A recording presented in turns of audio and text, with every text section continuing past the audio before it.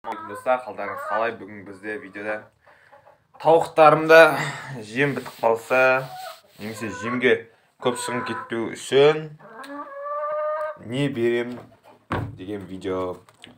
Үшін менде қазір нан бар.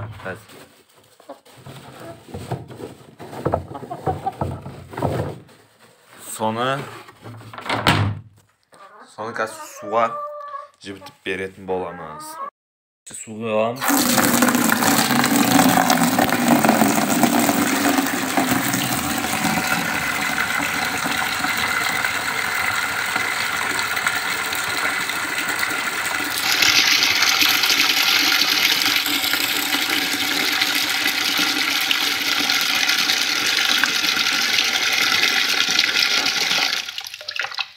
Şiddet tavukların yüzüne de verim.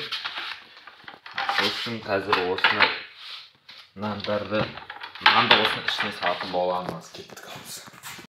Енді шөпті әкелдім. Бірәр баға жетер-жетпестей. Енді осыны беретін боламыз.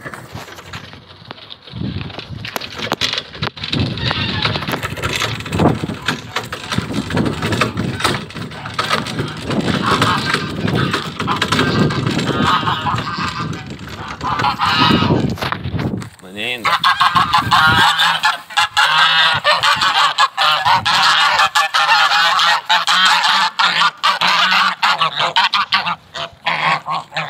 қаздары көп шөп беру керек. Бұларға мен нан берген жоқпын.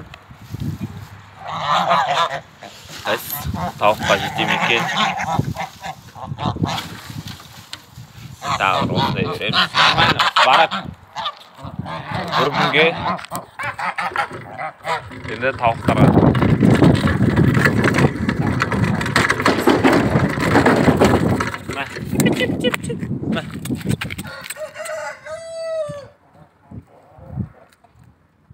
жейсің бе? Ой, ұстап ойын дедім. Бәрі қамап қойын.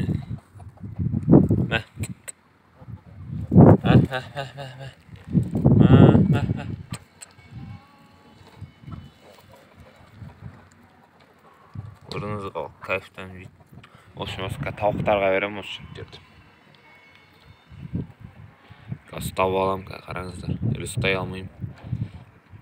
Достар, жақындасып бересін да. Жеп отыр.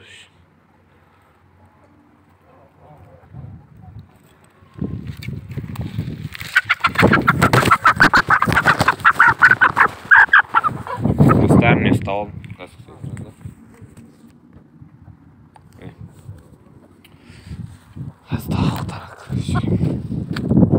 Кішкентай сосын тесіктерден кіріп кете береді осындай. Кіргізіп алайынсын тауықтарға.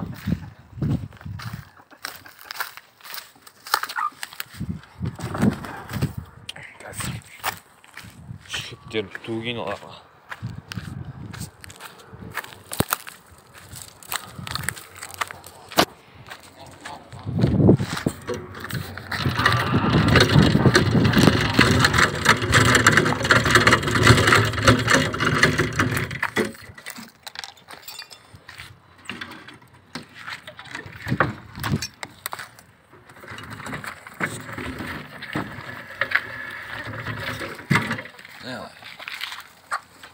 Çok koyun.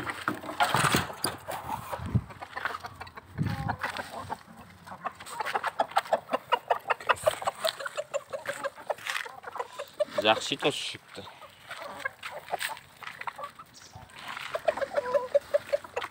Езетте ойлаймын осыны.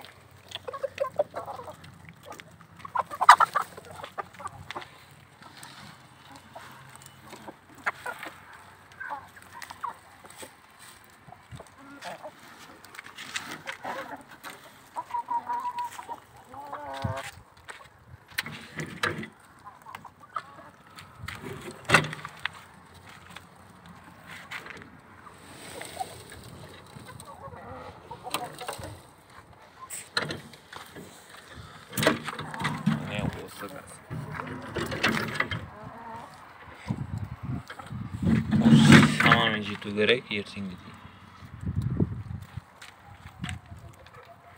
общем осы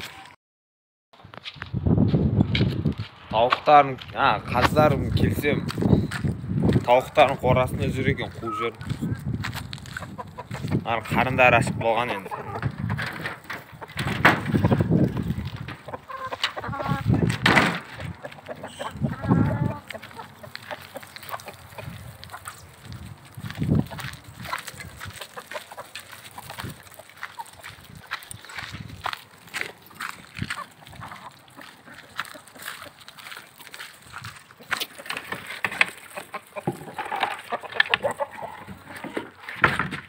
Жауып алдым. Тауықтар кірмес үшін әзір беретін боламыз. Тауықтарға кішкене суын құйайын.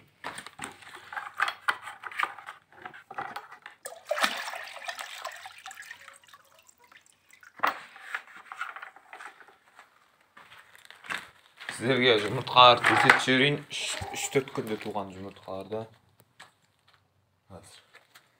3-4 күнде туған жұмыртқалар қазір қанша?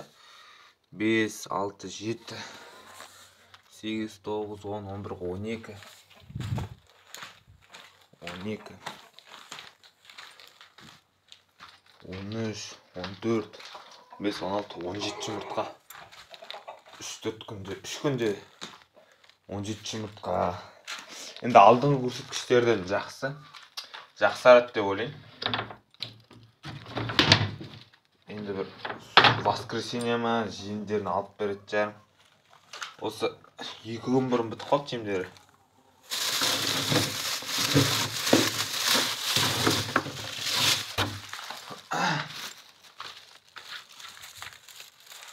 Енді жазда шөп, нан,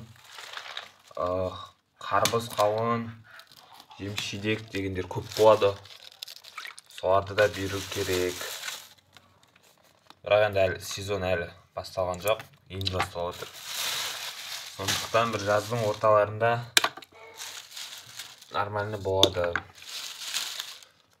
Енді бір жем алғанда қымбат жем емес, бір кебек алам, бір қап 2,5 теңге, 25 ке аласың.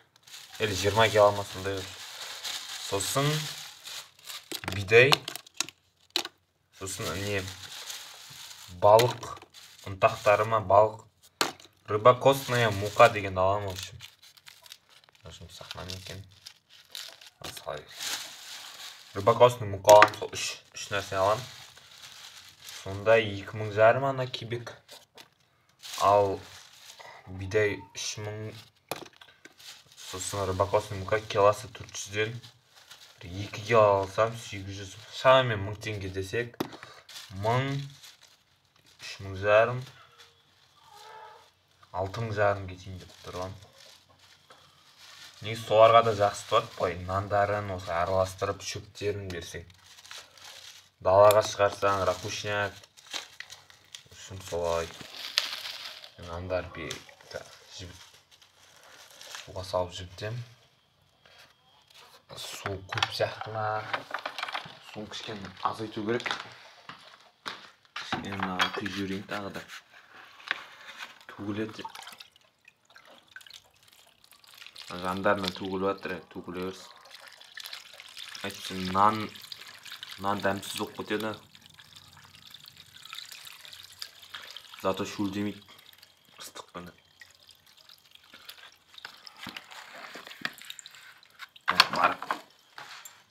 Мына қораның бір жақсысы қамыс қора ғана. Қамыс. Бір жақсы ыссы күні салқын іші. Рахат. Тауықтар рахаттанып осы 40 градус, 35-30 градуста осының ішінде жүреді. Қазір енді әбетте бізде Атырауда 25 градус. Түнде қарата бір плюс 10-15 болады. Әр күні арғалай. Негіз сол плюс 20-дан асады әйтеуір. Жібіп қалған қазір. Енді осыны қазір қолмен уата береміз. Жасыл болса да бәрібір енді былай араластырса дұрыс байқалмайды. Негіз бермеген дұрыс мынандай жасыл нені, бірақ қазір енді жем жоқта. Осы берге тура келеді.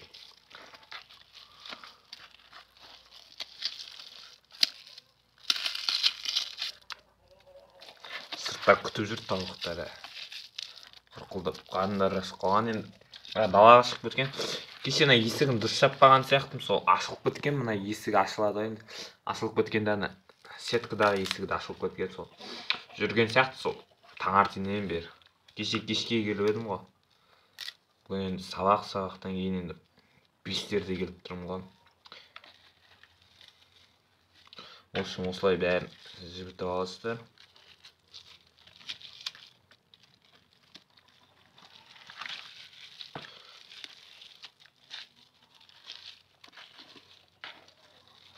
Uzun şöp veremiyor ostan giyin. Бірақ бірінші нандарын піріп алайын. Қаздарға толтырып шөп әкелем, оларға нан бермей қоямын. Себебі олар шөпті құстар ғой.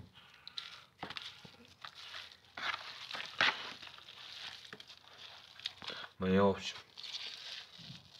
Осылай. Қазір нелеріне салып беремін. Мен алдында ракушник салып кеттім. Сол ракушниктен да болады деп ойладым, асы тууы. Кішкене жақсарды енді шүкір. Алдағы 1-2 штуктан жақсы екен. Мына жақтарға туып жүрді алдында. Бірақ қазір чисто яға туып жүр. Міне осы алдында тек осы яға туып, сосын мен әр яға бір жұмыртқадан қалдырып едім. Мұнда әлі тумаған, себебі мұнда бір жұмыртқа.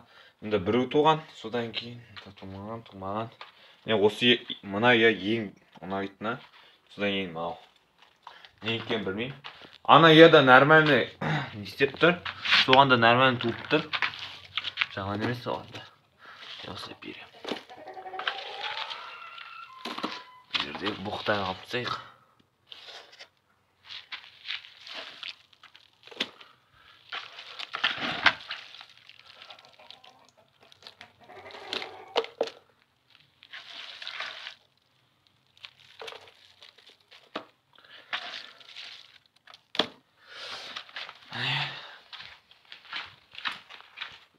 Далада да енді бір нәрселер жейді ғой.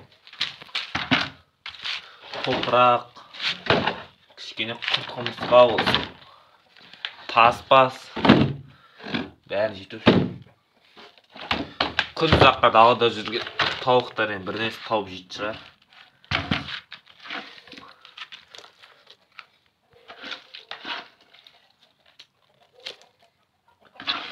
Осың болса жем болмаса, жемдеріңіз бітіп қалса, шамамен бір 3-4 күнге осылай бересіздер. Содан кейін жем алу керек. Әйтпесе тауықтарымыз туын нашарлап қалады. Мына жетіп алып тұрмыз.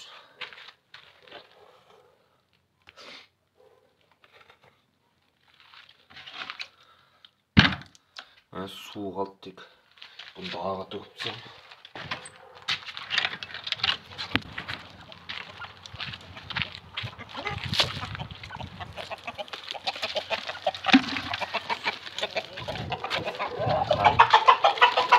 Қараңыздар.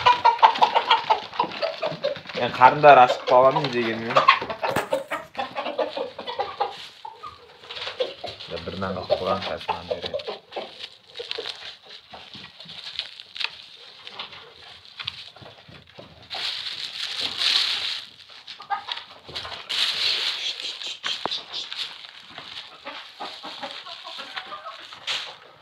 Ма. Цеп, ма. Бар, ана жақта келіп тұрмын, мына жақта топ тұрған көріп тұрамын. Все не береді. Ма. Чеп. Бір әтешке түйет. Чеп. Ма. Оған бір әтеш көрді. Тауықтарын шақырады. О, болды, келді. Общем, осылай достар.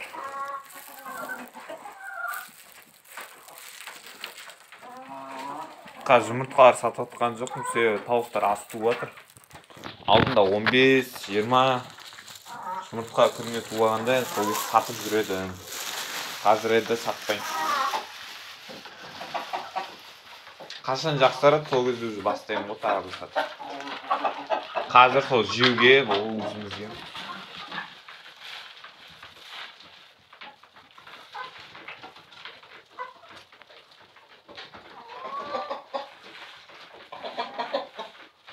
Мен ал ломон браундарым 1,5 жылдық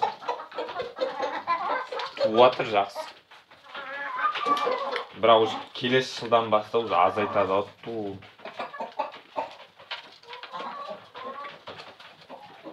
Мен бұны 2,5 жылдық деп жүрсем, өзім құс шаруашылығымен тек 2 жылы айналысып болған.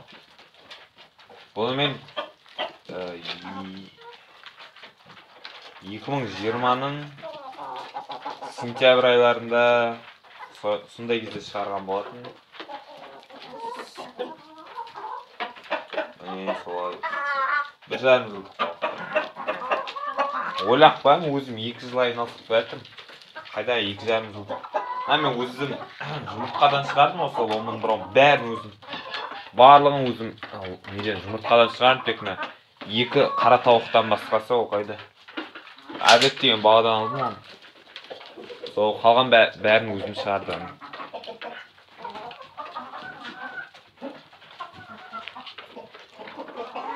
Мен бастағанда сразу жұмыртқа қылып алдым. Тауық балапан ретінде емес.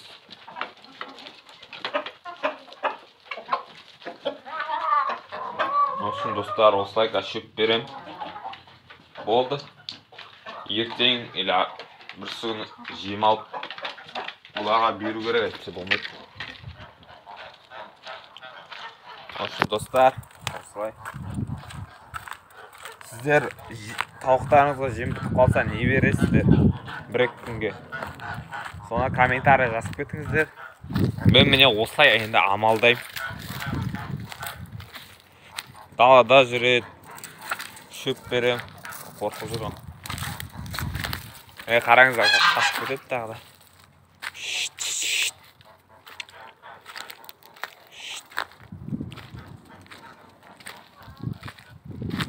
Осы.